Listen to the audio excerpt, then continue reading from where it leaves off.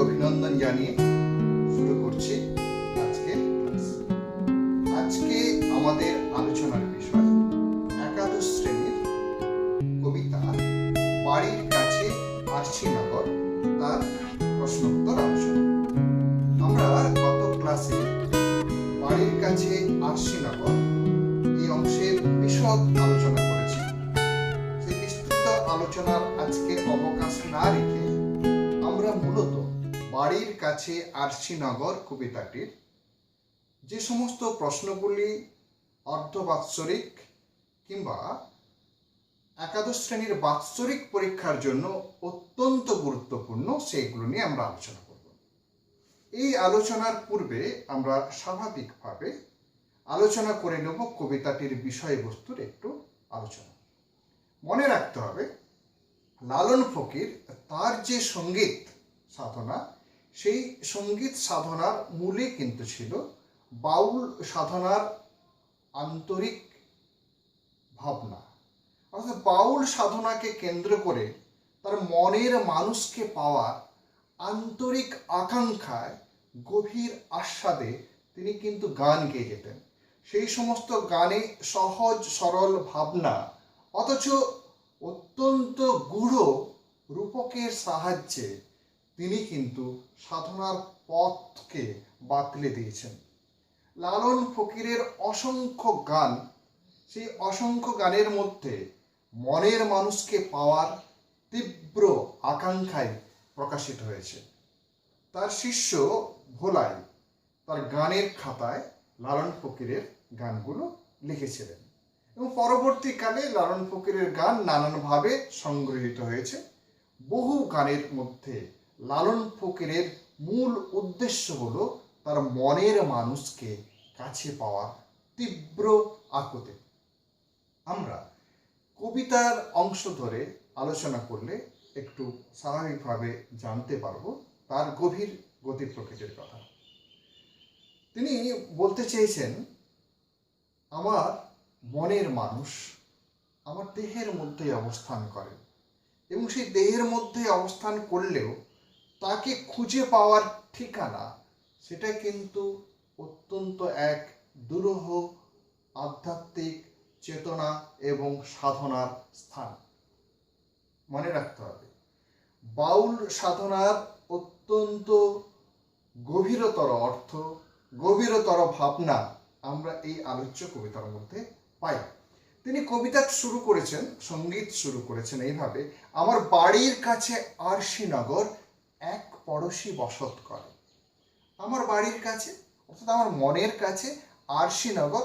Arshinagar maybe একটা স্থান হতে পারে, বাংলাদেশের একটা জায়গার নাম আরশিনগর, কিন্তু ওই একটা নির্দিষ্ট ভৌগোলিক স্থান নিয়ে কিন্তু কবিতার আলোচনার বিষয় নয়।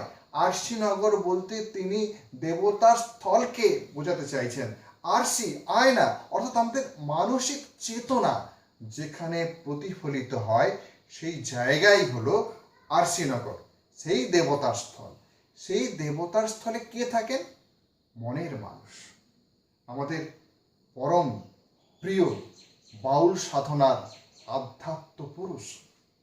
অর্থাৎ তিনি সেই আমার বাড়ির দেহের মধ্যে অবস্থান করলেও কিন্তু তাকে পাওয়ার পথ এত সহজ নয়। কেননা যে গ্রামে তিনি থাকেন, পড়শি গ্রাম পেরিয়ে অগাধ পানি। অর্থাৎ আমাদের দুঃখ জ্বালা যন্ত্রণাময় পৃথিবীর এই পথ থেকে পরম পুরুষ মনের মানুষের কাছে যাওয়ার সেই পথে অগাধ বিস্তৃত অনন্ত জলরাশি, তাকে অতিক্রম করা অত সহজ নয়। কেননা তাকে অতিক্রম করার জন্য তরণীও নেই কুলে। তরণী কি? তরণী হলো আধ্যাত্ম ভাবনার গভীর চেতনা। সেই গভীর চেতনাকে যে প্রকাশ করতে পারে, সেই গভীর চেতনার মধ্য দিয়ে যিনি আমাদেরকে এগিয়ে নিয়ে যেতে পারেন, সেই পুরুষ আমাদের কাছে নেই। অর্থাৎ তরণীও নেই, অগাধ জলরাশি। ফলে মনের মানুষের কাছে যাওয়ার পথটা কিন্তু অত্যন্ত দুরূহ। কিন্তু আমি বাঞ্ছা করে দেখবো তার আমার বাঞ্ছা, প্রবল আকাঙ্ক্ষা, আমি সেই মনের মানুষকে দেখবো, তার কাছে যাব, কিন্তু সম্ভব হয় না। মনের মানুষের আকার তিনি বলেছেন নিরাকার ব্রহ্ম। তিনি কি বলেছেন? ও তার হস্তপদ স্কন্ধ মাথা নাই রে, হাত পা কাঁধ মাথা কিছু নেই, সে ক্ষণেক থাকে শূন্যের উপর, ক্ষণেক পাশে নিরে। অর্থাৎ তার যেমন জলেও অবস্থান, আবার শূন্যেই অবস্থান। এই বিশ্ব ব্রহ্মাণ্ডে প্রতিটি জায়গায় তিনি অবস্থান করেন, আমাদের দেহের মধ্যে অবস্থান করেন। আমাদের যাবতীয় দুঃখ, জ্বালা, যন্ত্রণা, মোহ, তাপ, পাপ, এই থেকে দূর হওয়ার জন্য অবশ্যই মনের মানুষের সংস্পর্শ দরকার। মনের মানুষের স্পর্শ ছাড়া আমাদের যাবতীয় জটিলতা, দুঃখ, জ্বালা, যন্ত্রণা থেকে আমরা কিন্তু মুক্ত হতে পারবো না। মুক্ত হওয়া, মোক্ষ লাভের জন্য অনন্ত সাধনার পথ বেয়ে মনের মানুষের কাছে পৌঁছে আমাদের যেতেই হবে। কিন্তু সাধনার অতলান্ত পথ অতিক্রম করার পরও লালন ফকির, যিনি আধ্যাত্ম পুরুষ, সে কাছে যাওয়ার এত চেষ্টা করেছেন, তবু শেষ পর্যন্ত তার লক্ষ যোজন ফাঁক, অর্থাৎ মনের মানুষের সঙ্গে তার বিস্তৃত ব্যবধান। এখানে লালন ফকির আমাদের স্পষ্টতেই বলেছেন যে সাধনার অন্তহীন পথ চলা শেষেই তবেই মোক্ষ, মনের মানুষের স্পর্শ লাভ করা যায়। আর মনের মানুষের স্পর্শ লাভ করা গেলেই তবেই কিনা আমাদের জম যাতনা, মৃত্যু যন্ত্রণা থেকে আমরা মুক্তি পাব। এত একটি গভীর গূঢ় বাউল তত্ত্বের কথা তিনি অত্যন্ত সহজ সরল একটা পরিবেশের মধ্যে আমাদের কাছে প্রকাশ করেছেন। সেই প্রকাশ ভঙ্গিমা এত সহজ সরল তার কবিত্ব শক্তিকে আমাদের কাছে প্রকাশ করে। আমরা এই যে বাড়ির কাছে আরশিনগর, এই বাড়ির কাছে আরশিনগর কবিতায় যে সমস্ত প্রশ্নগুলো অত্যন্ত গুরুত্বপূর্ণ, যেমন নামকরণ গুরুত্বপূর্ণ, রূপক সাংকেতিকতা কিভাবে প্রকাশ পেয়েছে আলোচনা করো ইম্পর্টেন্ট, বাউল তত্ত্ব কিভাবে প্রকাশ পেয়েছে, আমার বাড়ির কাছে আরশিনগর এক পড়শি বসত করে, পড়শিকে বাড়ির কাছে বলতে তিনি কি বোঝাতে চেয়েছেন, বা আমি বাঞ্ছা করি দেখবো তারে, কবি কি বাঞ্ছা করেন, কাকে দেখবেন, কেন দেখবেন। সব থেকে ইম্পর্টেন্ট প্রশ্ন যেটা, তবু লক্ষ যোজন ফাঁক রে, কবিতার মধ্যে অত্যন্ত একটি গুরুত্বপূর্ণ লাইন। এখান থেকে কিন্তু একাদশ শ্রেণীর অনেকবার প্রশ্ন এসেছে। তাহলে এই জায়গাটা আমাদের গুরুত্ব দিতে হবে। তবে ছাত্র ছাত্রীদের কাছে আমি একটা কথা স্পষ্টতই বলবো যে বাড়ির কাছে আরশিনগর কবিতার প্রশ্ন উত্তর করার জন্য অত্যন্ত একটি সহজ পদ্ধতি আছে। যে কবিতার গভীরতা, বিষয়বস্তু, তার ভাবার্থ অর্থাৎ মর্মার্থ যদি আমরা বুঝতে পারি, তাহলে বাড়ির কাছে আরশিনগরের যাবতীয় প্রশ্নের উত্তর আমাদের দেওয়া সম্ভব হবে। আমি সেই মর্মার্থ বা রূপকার্থ প্রথমে আলোচনা করে নিলাম। এখন আমরা আলোচনা করব নামকরণ।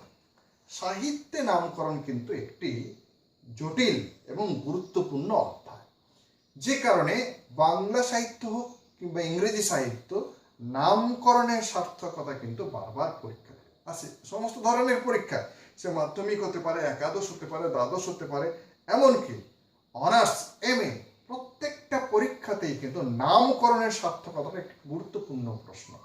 এই নামকরণের সার্থকতা পড়ানোর আগে আমি একটা কথা বলবো যে নামকরণ কোথায় কিভাবে আমাদের করা হয় সেই ব্যাপারটা কিন্তু আমি জানতে হবে। নামকরণ সাধারণত 5 প্রকার, সেই 5 প্রকার ভাবেই নামকরণ করা হয়। প্রথমত কেন্দ্রীয় চরিত্র অনুযায়ী নামকরণ। কেন্দ্রীয় চরিত্র অনুযায়ী নামকরণ বলতে আমরা বলবো যে কেন্দ্রীয় চরিত্র বা নায়ক বা নায়িকা চরিত্র অনুযায়ী নামকরণ হতে পারে, যেমন চন্দ্রশেখর, যেমন দেবদাস, যেমন গোরা। আবার হতে পারে বিষয়বস্তু ধর্মী নামকরণ, অর্থাৎ কাহিনীর বিষয়বস্তু কি কি নিয়ে আলোচনা করা হয়েছে সেটাই যদি গুরুত্বপূর্ণ বিষয় হয়, তাহলে সাহিত্যিক সেটাকেই নিয়ে নামকরণ করেন। যেমন মেঘনাদ বধ কাব্য, মেঘনাদদের ইন্দ্রজিতের বধ করার বিষয়টা নিয়ে আলোচনা, সে কারণে মেঘনাদ বধ কাব্য। 3 ব্যঞ্জনাধর্মী নামকরণ, অর্থাৎ একটা কাহিনী থাকবে, একটা লেখা থাকবে, সেটা যেভাবেই থাক, কিন্তু তার গভীর ব্যঞ্জনায় নামকরণ করা হতে পারে, তখন তাকে বলা হবে ব্যঞ্জনাধর্মী নামকরণ। আরেকটি থাকছে আঙ্গিক ধর্মী বা আঙ্গিক নির্ভর নামকরণ, অর্থাৎ কাহিনীটিকে কোন ছকে লেখা হয়েছে, অধ্যায়, স্বর্গ, এই যে পদ্ধতি বা ভাগ সাহিত্যিক করে থাকেন সেই অনুযায়ী যদি নামকরণ হয় তাকে বলা হবে আঙ্গিক নির্ভর নামকরণ। যেমন রবীন্দ্রনাথের চতুরঙ্গ, 4 অধ্যায় ইত্যাদি। শেষে আসবো 5 ভৌগোলিক স্থান অনুযায়ী নামকরণ। ভৌগোলিক স্থান অনুযায়ী নামকরণ বলতে আমরা কি বলবো, একটা নির্দিষ্ট ভৌগোলিক পটভূমি, সেই পটভূমিতে যদি কাহিনী চর্চিত হয়, বিকশিত হয়, এবং সেই স্থানটাই যদি তার কাহিনী বিকাশের মূল বিষয় হয়ে থাকে, তখন হবে সেটা ভৌগোলিক স্থান অনুযায়ী নামকরণ। যেমন তুঙ্গভদ্রার তীরে ইত্যাদি ইত্যাদি। তাহলে এই ব্যাপারটা কিন্তু আমাদের মাথায় রাখতে হবে। আর একটা কথা বলবো যে নামকরণের ক্ষেত্রে আমরা উত্তর যখন দেব 3টে স্টেপ করে নেব। ফার্স্ট স্টেপ, কি ধরনের নামকরণ। দ্বিতীয় পদক্ষেপে আমরা বলবো যে নামকরণের অতীত কোনো ইতিহাস আছে কিনা। 3, বিষয়বস্তু অনুযায়ী যে নামকরণটি করা হয়েছে সেই নামকরণটি কত দূর যুক্তিযুক্ত, বিষয়বস্তুর সঙ্গে বা ভাবনার সঙ্গে লেখক বা সাহিত্যিকের চিন্তা সেটা কতখানি মিল হয়েছে কি হয়নি, সেইটা আলোচনা তৃতীয় পর্যায়ে। তাহলে আমরা বাড়ির কাছে আরশিনগর যদি নামকরণটি আলোচনা করতে চাই, তাহলে আমরা স্বাভাবিকভাবে বলবো বাড়ির কাছে আরশিনগর নামকরণটি একটি ব্যঞ্জনাধর্মী নামকরণ। কেননা রূপক প্রতীকের সাহায্যে যে কথা বলা হয়েছে তাকে ব্যঞ্জনা দিয়ে আরশিনগর স্থানটিকে ব্যক্ত করা হয়েছে। মনে রাখতে হবে, আরশিনগর বলে বাংলাদেশের একটি স্থান আছে, সেই স্থানটা কিন্তু কবিতার গুরুত্বপূর্ণ বিষয় নয়। আরশিনগর হলো দেবতার স্থল, মনের মানুষের স্থল। সেই মনের মানুষের জায়গায় পৌঁছে যাওয়ার আন্তরিক সাধনার পথের কথা কিন্তু এখানে বলা হয়েছে। তো এই যে ব্যঞ্জনাধর্মী, আমরা প্রথমে নামকরণ কয়ভাবে হয় এই কথাটা খুব ছোট্টভাবে লিখবো যে সাহিত্যের নামকরণ সাধারণত 5 প্রকার। কি 5 প্রকার নামকরণ দেব, এখানে লালন ফকিরের যে আলোচ্য সঙ্গীত বা কবিতাটি আলোচনা করা হচ্ছে সেটির নাম যে বাড়ির কাছে আরশিনগর, এটি একটি ব্যঞ্জনাধর্মী নামকরণ। দ্বিতীয় স্তরে মনে রাখতে হবে এই নামকরণের ইতিহাসে যদি আমরা যাই তাহলে স্পষ্টতই আমাদের বলবো এখানে কিন্তু লালন ফকির এই নামকরণ করেননি। লালন ফকির গান গিয়ে যেতেন, তার শিষ্যরা সেই গানগুলো তুলে নিতেন খাতায় সম্ভব হলে। এখানে তাহলে কি ব্যাপার, ভোলাইয়ের যে খাতায় যে গানটি পাওয়া যায় সেখান থেকে নেওয়া হয়েছে। এবং পরবর্তী ক্ষেত্রে আমরা দেখেছি অন্নদা শঙ্কর রায় লালন ফকিরের 200 উদযাপনের সময় তিনি লালন ফকিরের বেশ কিছু গুরুত্বপূর্ণ সঙ্গীত নিয়ে লালন ফকিরের গান বলে একটি গ্রন্থ বের করেছিলেন। সেখান থেকে হয়তো এই সঙ্গীতটি বা কবিতাটি সংগ্রহ করা হয়েছে, কিন্তু নাম ছিল না। কিন্তু আমাদের একাদশ শ্রেণীর পাঠ্যপুস্তক যারা সংকলন করেছেন তারাই এই নামকরণটি করেছেন। যাই হোক, এই নামকরণটি কতদূর গুরুত্বপূর্ণ কথা আলোচনা করতে গিয়ে আমরা বিষয়বস্তু যে আলোচনা করলাম সেই বিষয়বস্তুর সঙ্গে একটা কথা আমরা বলে দেবো এখানে, যে বাড়ির কাছে আরশিনগর অর্থাৎ মনের মানুষের কাছে যাওয়ার যে আন্তরিক প্রয়াস, যে ভাবনা, তার কথাই কিন্তু বাড়ির কাছে আরশিনগর কবিতাতে বারবার প্রকাশ করা হয়েছে। কিভাবে, কোথায়, কেমন করে প্রকাশ করা হয়েছে সেটা আমরা আলোচনা করব। তবু শেষে আমরা দেখব যে লক্ষ্য যোজন ফাঁকরে অর্থাৎ মনের মধ্যে আরশিনগর অর্থাৎ দেবতার স্থল, মনের মানুষের স্থল থাকলেও সেই মনের মানুষকে পাওয়ার আকুতি ব্যঞ্জনা দিয়ে যেগুলো ব্যাখ্যা করা হয়েছে কবিতায়, তার যে পথ, অন্তহীন জলরাশির পথ, সেখানে তরণী নেই, তরণী ব্যাপারটা কি, এবং বাঞ্ছা কি, মৃত্যু যন্ত্রণা, দুঃখ জ্বালা যন্ত্রণা থেকে মুক্তি পাওয়ার উপায় কি, এই সমস্ত বিষয় নিয়েই আলোচনা করা শেষে আমরা বলবো এটি অত্যন্ত তাৎপর্যবাহী এবং ব্যঞ্জনা পূর্ণ হয়েছে, কেননা নামকরণটি আমাদের মনের মানুষকে ইন্ডিকেট করে, তার স্থানকেই চিহ্নিত করে, যে কারণে এই নামকরণটি সার্থকতা আছে।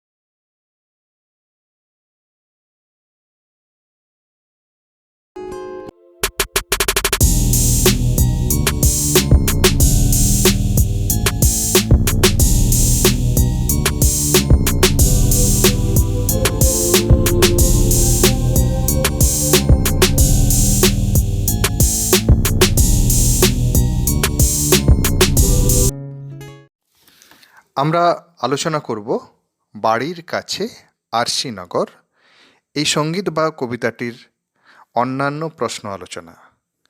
বাড়ির কাছে আরশিনগর কবিতাটির রূপকার্থ বা মর্মার্থ প্রকাশ করো বা বিচার করো, এটা কিন্তু অত্যন্ত গুরুত্বপূর্ণ প্রশ্ন।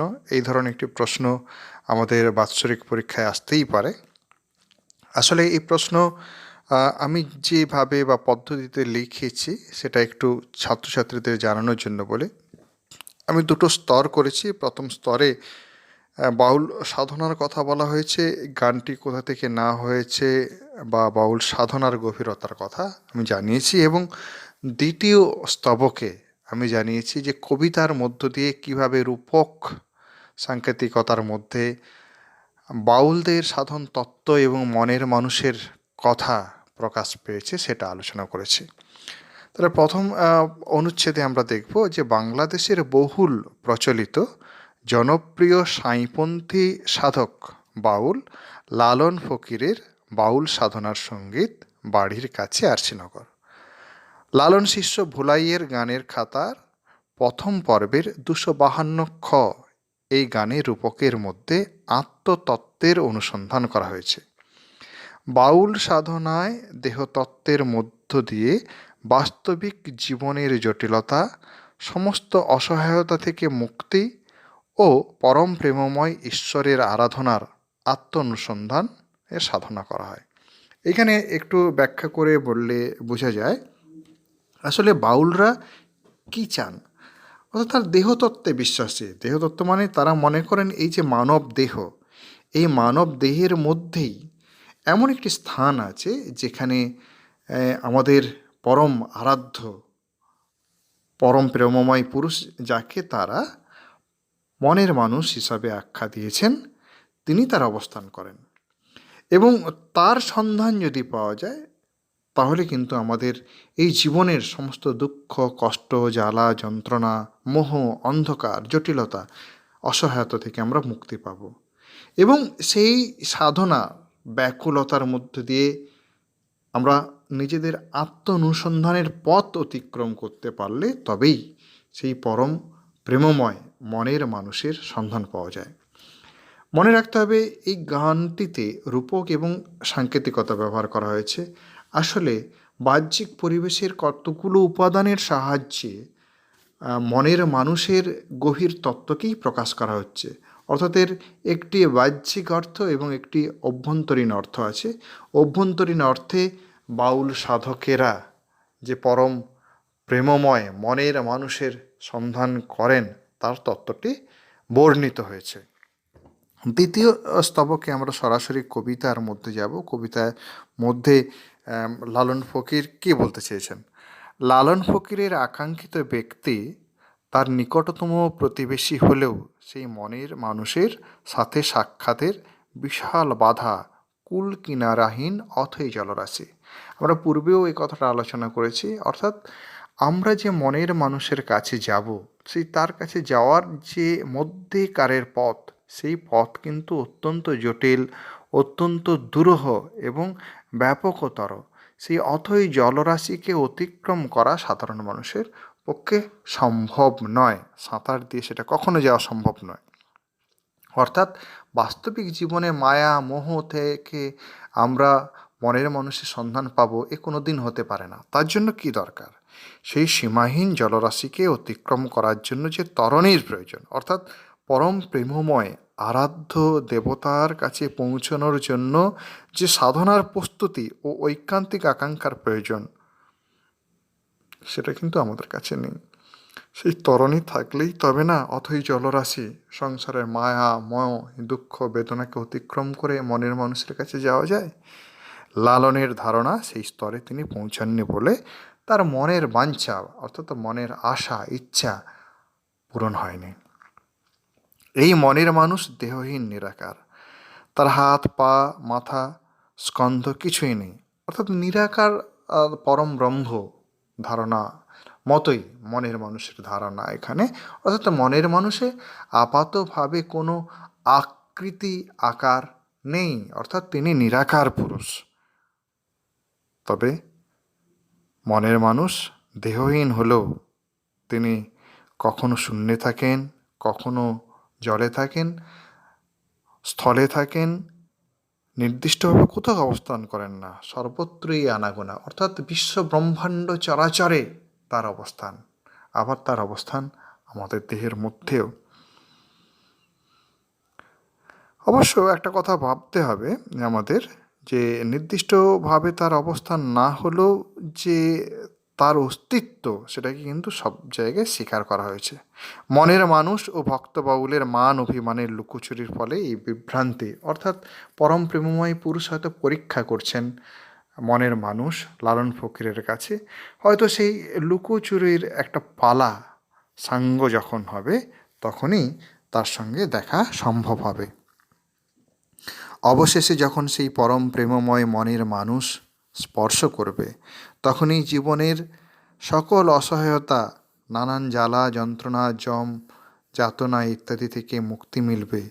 লালনের আক্ষেপ, জীবন দেবতা তার খুব কাছে নিজের দেহের মধ্যে অবস্থান করলেও তবু তার মধ্যে লক্ষ যোজনের ব্যবধান। তার কারণ সাধন প্রক্রিয়া, দেহ আর চেতনায় গড়ে উঠেছে বিশাল ফারাক। বাড়ির কাছে আর শ্রীনগর সঙ্গীতটির মধ্যে এইভাবে রূপক সাংকেতিকতায় বাউল তত্ত্ব সুন্দরভাবে বর্ণিত হয়েছে। অর্থাৎ আমাদের সাধনা স্তর অতিক্রম না করলে ভক্তের সঙ্গে মনের মানুষের যে বিস্তর ব্যবধান থাকে, সেই বিস্তর ব্যবধানকে কয়েক লক্ষ যোজন ফারাক, অর্থাৎ আকাশ জমিন ফারাক, অর্থাৎ দীর্ঘদিন সাধনার পথ অতিক্রম করলেই তবে হয়তো একদিন মনের মানুষের সন্ধান পাওয়া যাবে।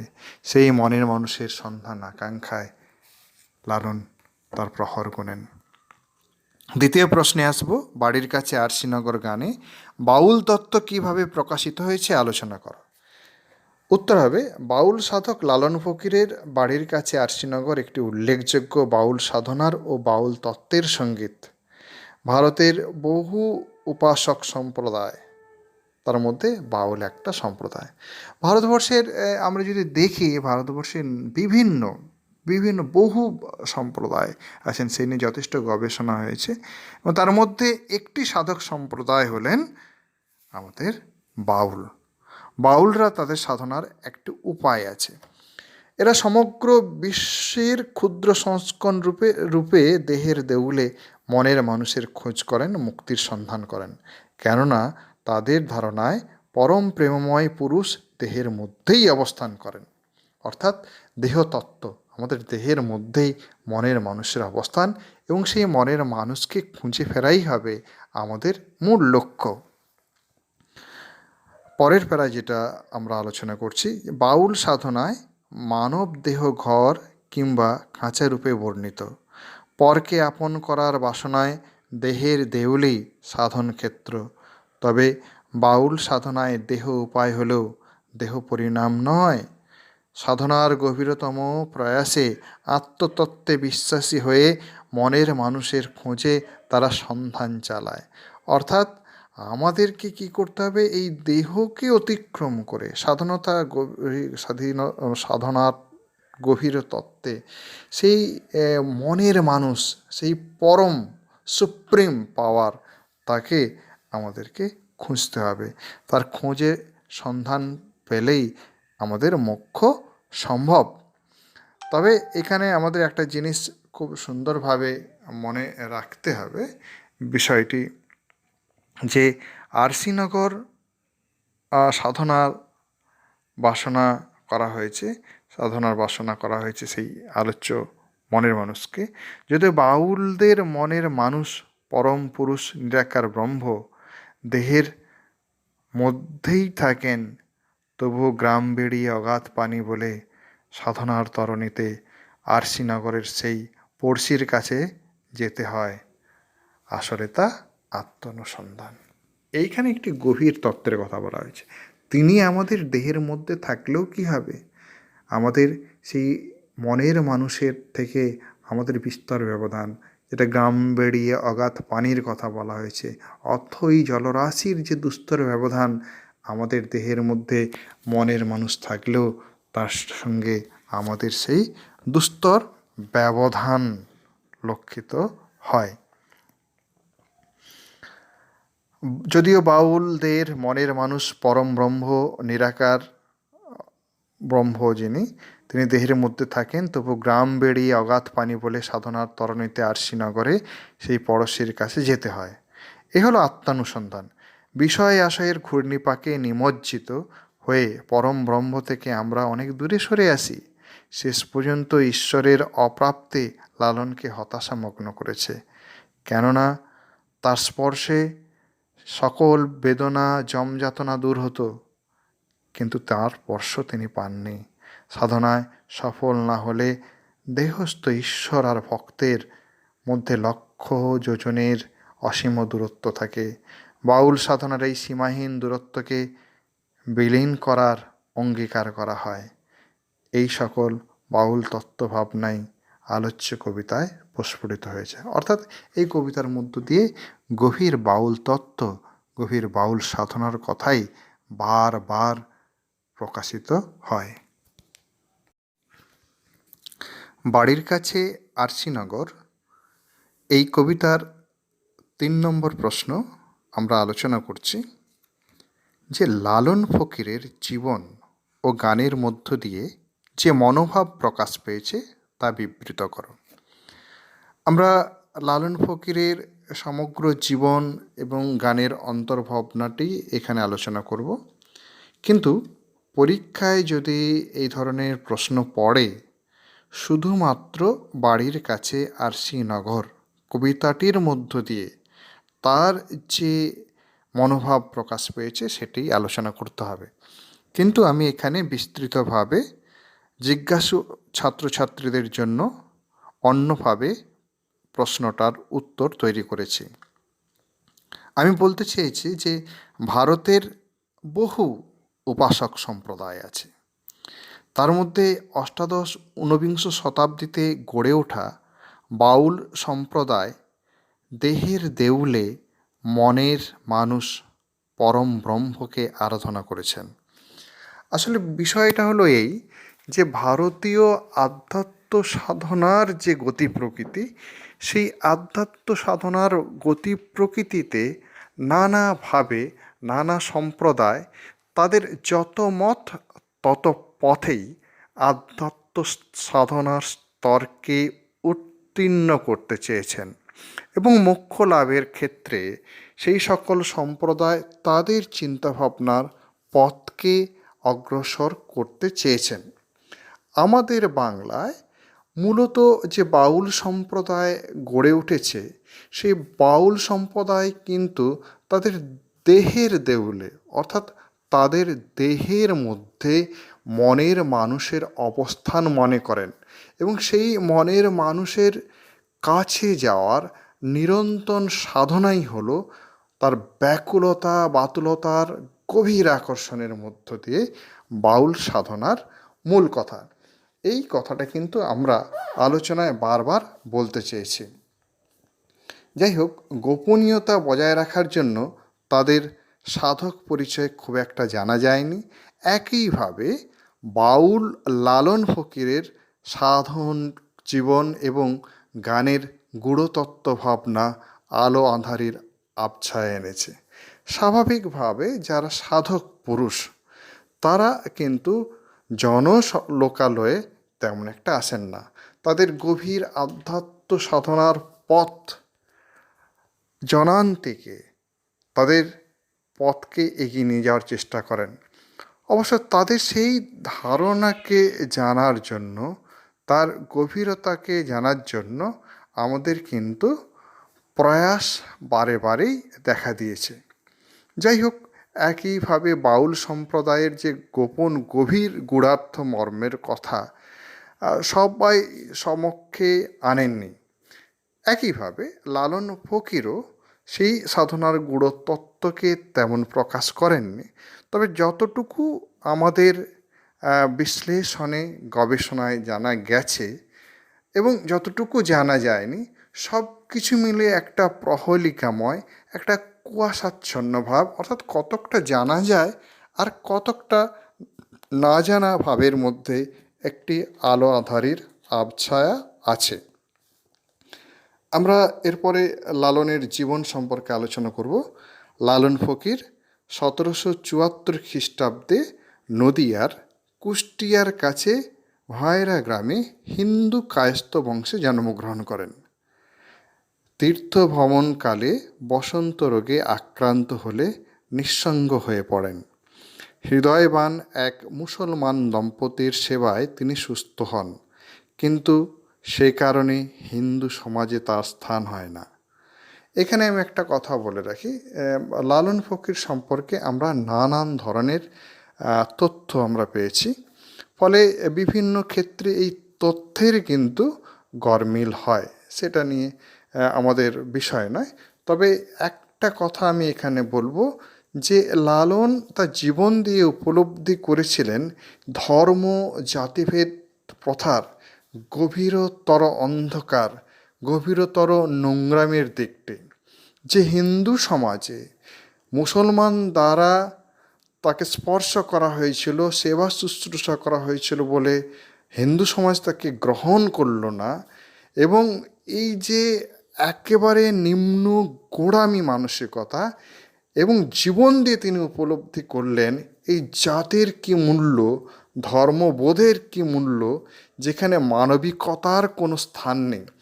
এই কারণে লালন ফকির কিন্তু বারবার তার গানে, তার রচনায় লালন কি কয় মানুষের সেই জাত এই সংসারে, এবং যে কারণে লালন কিন্তু বারবার সেই একটা আধ্যাত্ম পথে মিলন হবে কতদিনে আমার মনের মানুষের সনে, যেখানে জাত নেই, যেখানে পাত নেই, ধর্মবিভেদ নেই, একটা অনিন্দ সুন্দর মোক্ষ লাভের সেই পথ, সমস্ত কিছুর ঊর্ধ্বে তার ভাবনা, সে কারণে দৃঢ় প্রত্যয়ে সংযোজিত হয়।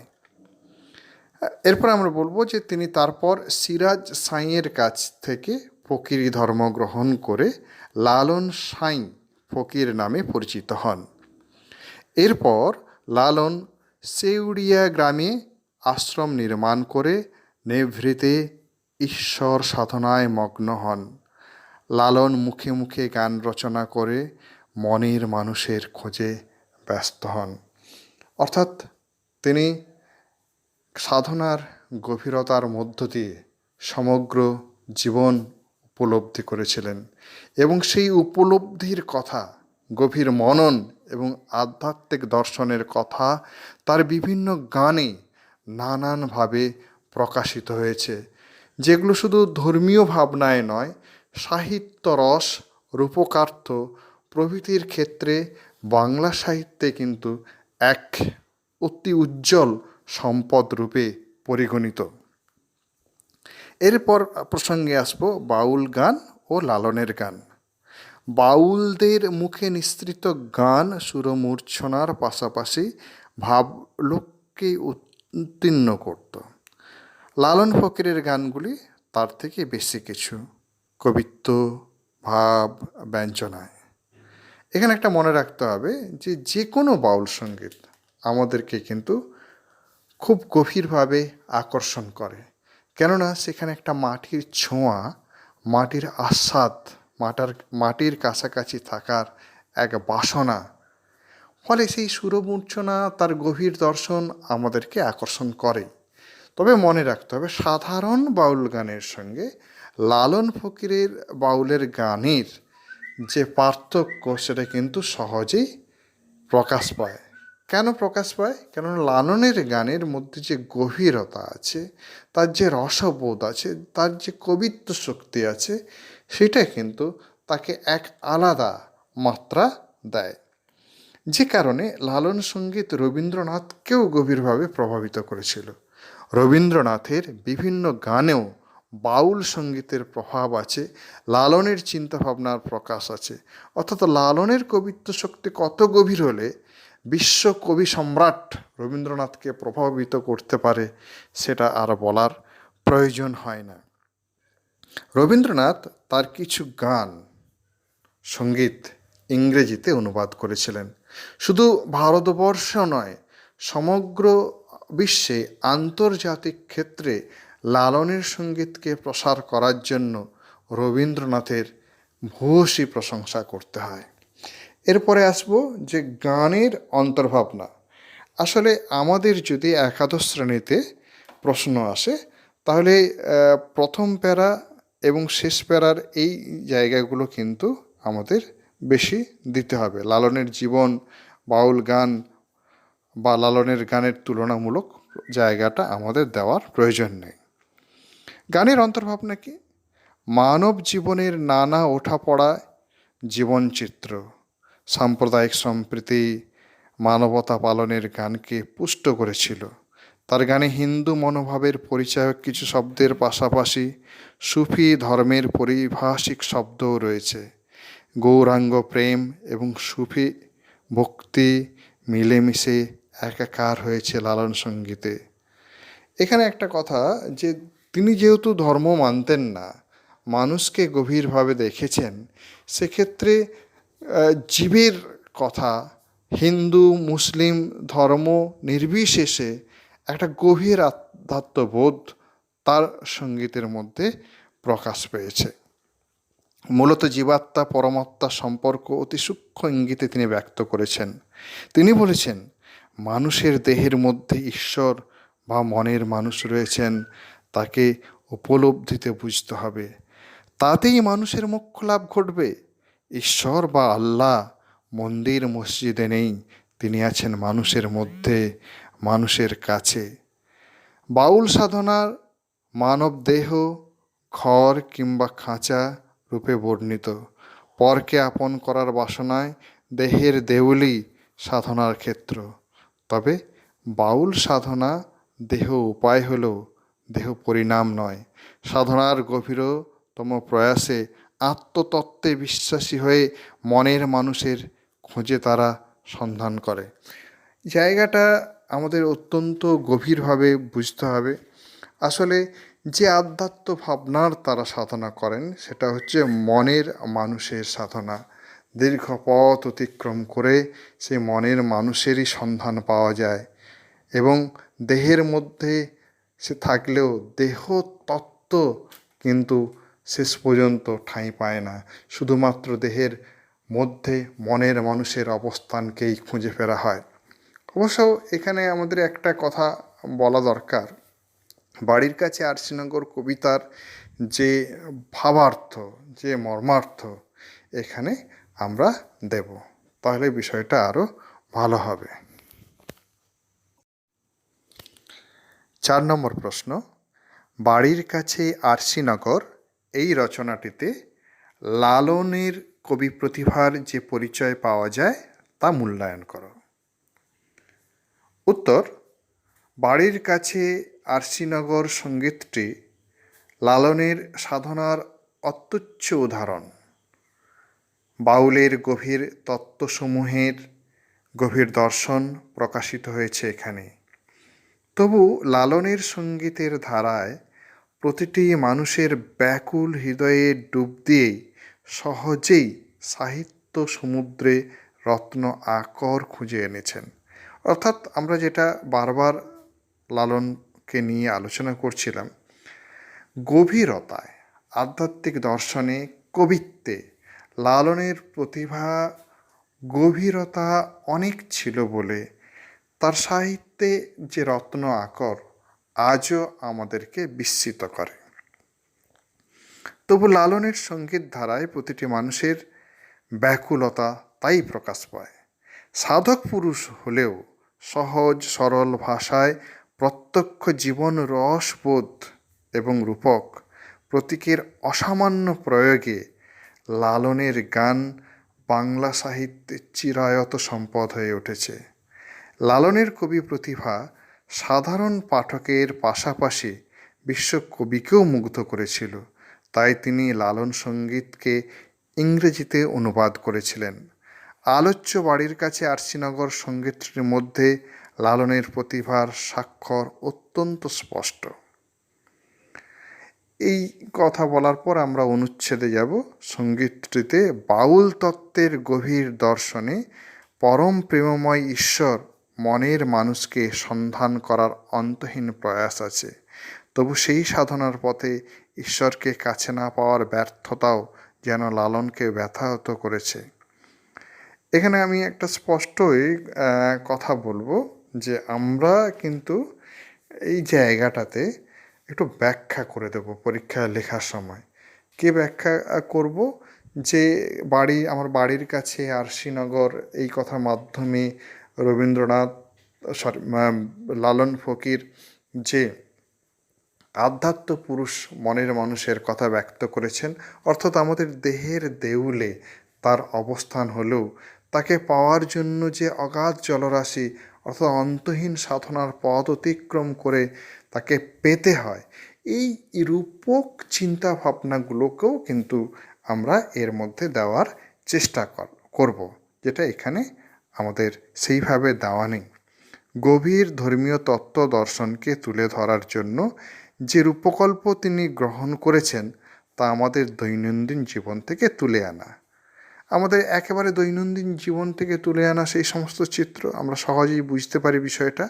পাশাপাশি প্রকাশ পেয়েছে গ্রাম জীবনের খণ্ডচিত্র, প্রত্যক্ষ অভিজ্ঞতা, সরল ভাষা, কবিত্ব, ভাব ব্যঞ্জনা, রূপকল্প, চিত্রকল্পের সাথে গভীর ধর্মীয় দর্শন মিলে একাকার হয়ে লালনের গান সহজেই পাঠককে মুগ্ধ করে। এখানে বিষয়টার বর্ণনার প্রয়োজন নেই। আশা করি ছাত্রছাত্রীরা সহজেই সেটা ধরতে পেরেছ। একেবারে আমরা শেষ এবং একটা খুব গুরুত্বপূর্ণ ইম্পর্ট্যান্ট প্রশ্ন নিয়ে আমরা এখানে আলোচনা করব। সে আর লালন একখানে রয় তবু লক্ষ যোজন ফাঁক রে। সে আর লালন অর্থাৎ মনের মানুষ আর লালন একখানে রয়, অর্থাৎ একই দেহে তাদের অবস্থান, তবু লক্ষ যোজন ফাঁক, অর্থাৎ সাধনার স্তর এখনও অনেক বাকি। সেই কারণে মনের মানুষের থেকে তার বিস্তর ব্যবধান। এই জায়গাটা, এই যে মন্তব্য, এই লাইনটিকে বিশ্লেষণ করে বহুবার পরীক্ষায় প্রশ্ন আসে। কবির সঙ্গে তার পড়শির কাছাকাছি থাকা সত্ত্বেও লক্ষ যোজন ফাঁকের কারণ বিশ্লেষণ করো, এটা নিয়ে আমাদের আলোচ্য বিষয়। কী উত্তর হবে? জনপ্রিয় বাউল সাধক লালনের গভীর বাউল দর্শন সমৃদ্ধ বাড়ির কাছে আরশিনগর সঙ্গীতটি থেকে আধ্যাত্মিক ভাবনা সম্পন্ন এই উদ্ধৃত অংশটি গৃহীত হয়েছে। অর্থাৎ সমগ্র কবিতার যে আধ্যাত্মিক ভাবনা এবং আধ্যাত্মিক ভাবনার একেবারে গভীরতর এবং চূড়ান্ত নিদর্শন আমাদের শেষোক্ত এই পংক্তিটি। সেখান থেকে আমরা আধ্যাত্মিক গভীরতার কথাটাই স্পষ্ট পাই। বাউল ভাবনায় দেহতত্ত্বের মধ্য দিয়ে পরম প্রেমময় ঈশ্বর মনের মানুষকে অনুসন্ধান করা হয়েছে। কেননা ঈশ্বরের অংশ থেকেই প্রতিটি মানুষের উদ্ভব, যে কারণে তাদের কাছে মানব দেহ হল বিশ্ব ব্রহ্মাণ্ডের ক্ষুদ্র সংস্করণ। সাধক লালনের মতোই সমস্ত বাউল গানে মানবদেহ তাই হয়ে উঠেছে কখনো খাঁচা, কখনো বা ঘর। আবার তারই মধ্যে যেন আরশিনগরে পরম প্রেমময় ঈশ্বরের অবস্থান। সেখানেই বহু সাধ্য সাধনায় লালন অন্তহীন পথ চলা শেষেও সেই আরাধ্য ব্রহ্মের সন্ধান পাননি। পবিত্র মনে লোভ লালসাহীন জীবনে আত্ম অনুসন্ধানে মনের মানুষের সন্ধান করলেই তবে তার খোঁজ মেলে, অন্যথায় তার সাধনার ধন মনের মানুষের থেকে লক্ষ যোজন দূরের ব্যবধান থেকে যায়। অর্থাৎ সমগ্র কবিতা যদি আমরা এই ক্ষেত্রে সামান্য ব্যাখ্যা করি এই পর্যায়ে, আমরা যে কথাটা বারবার কবিতায় আলোচনা করেছি, সমগ্র কবিতার বিষয়টিকে আমরা দু চার লাইনে এখানে দিলেও দিতে পারি, যোগ করে দিতে পারি। বাউল সাধনায় মনের খাঁচায় বা ঘরে ঈশ্বরের সাধনা হলো আত্মতত্ত্ব অনুসন্ধান। এই